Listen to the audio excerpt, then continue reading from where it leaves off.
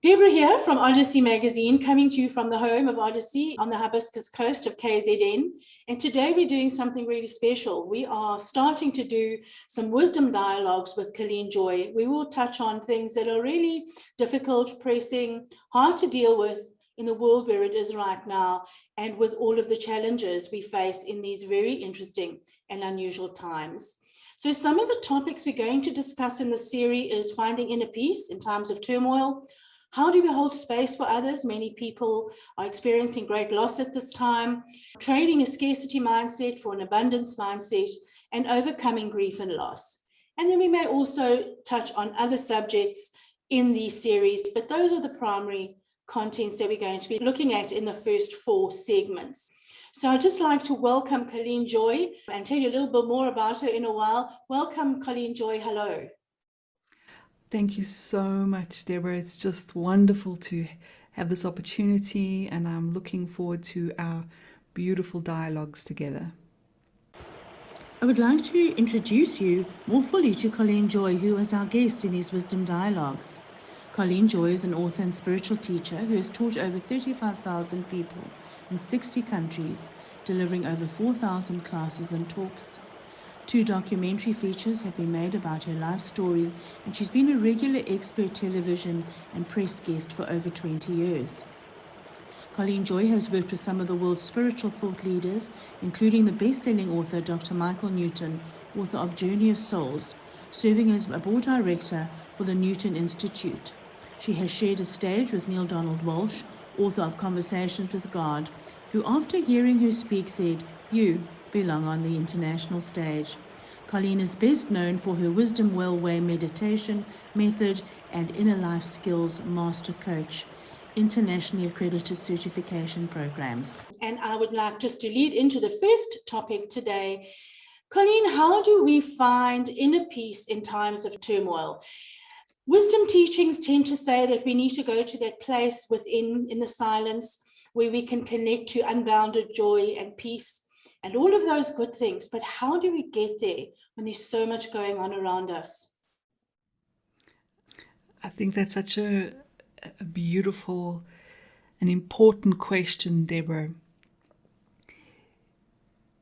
The first thing that is potentially helpful to point out is some of the languaging that we use for ourselves around this. We tend to say, how do I go there? How do I get there? How do I move towards? And this indicates 2 things that I think are really helpful.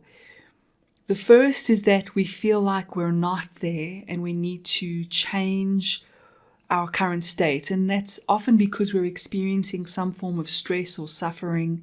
And of course, it's natural to want to move away from the suffering, away from the stress. It's an act of love that we impart to ourselves. It's a very loving, compassionate thing that we give ourselves when we want to alleviate our own stress or suffering. However, and I'm sure many people have realized this themselves through direct experience, when we try to push against fear, suffering, a heavy heart, a busy mind, we will notice that those aspects, those songs inside of us get even louder, don't they? I say to my students, try to not see the color blue for a moment and really put all your effort into not seeing the color blue. And the harder we try to not see the color blue, the bluer everything gets, yes? So the first point that may be helpful and supportive is acknowledge that it's an act of love and kindness that we give to ourselves by wanting to move away from what we're experiencing.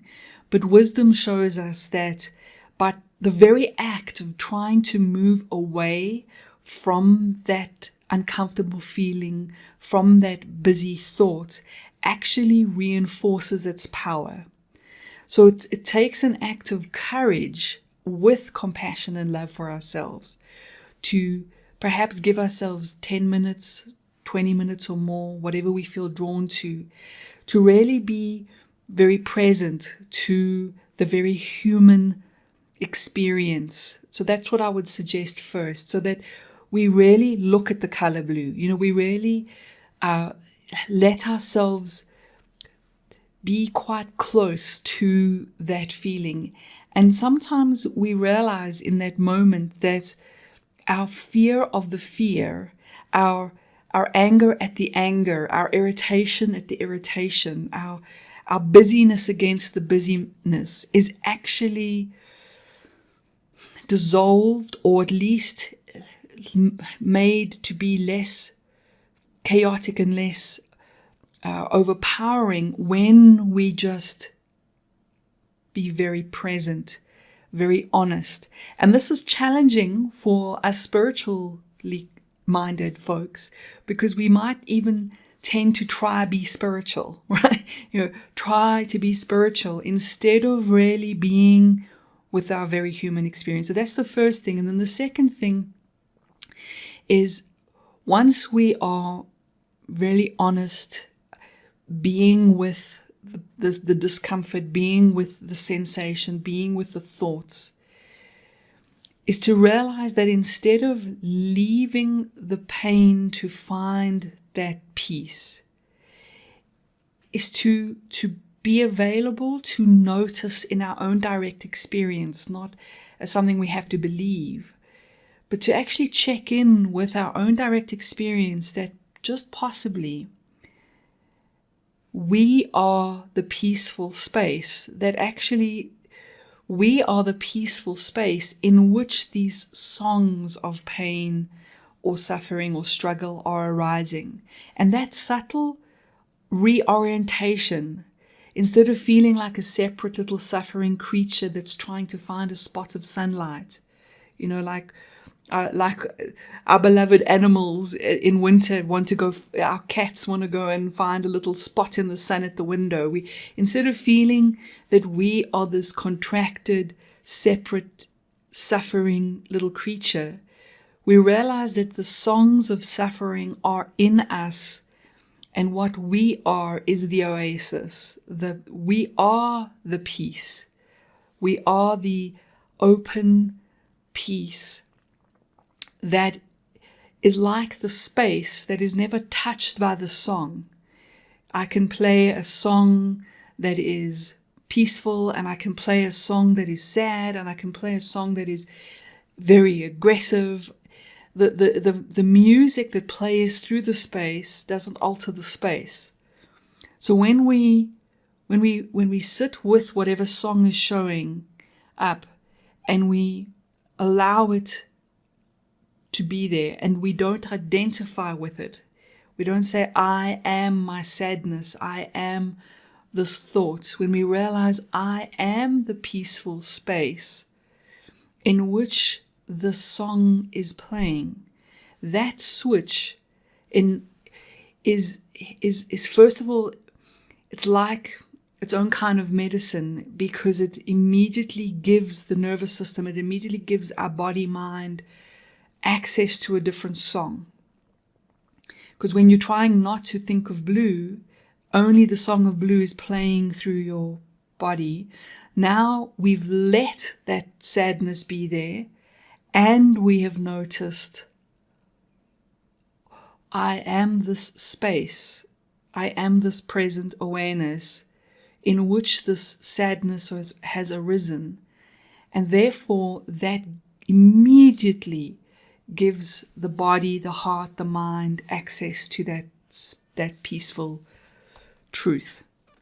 We essentially are the vessel of peace. We are one entity. We are a soul having a human experience, for want of a better word, and we can go within that space to connect at any time, regardless of the outside influences. Am I understanding that correctly?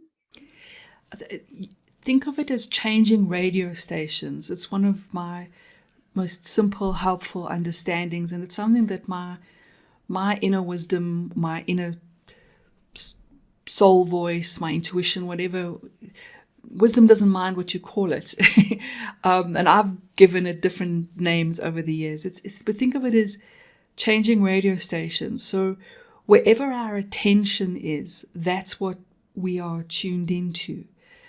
And if I have attention on the color blue, we're back to the color blue, then the song of blue is playing through the space, right? It's playing through my nervous system as well as echoing through the space of my experience.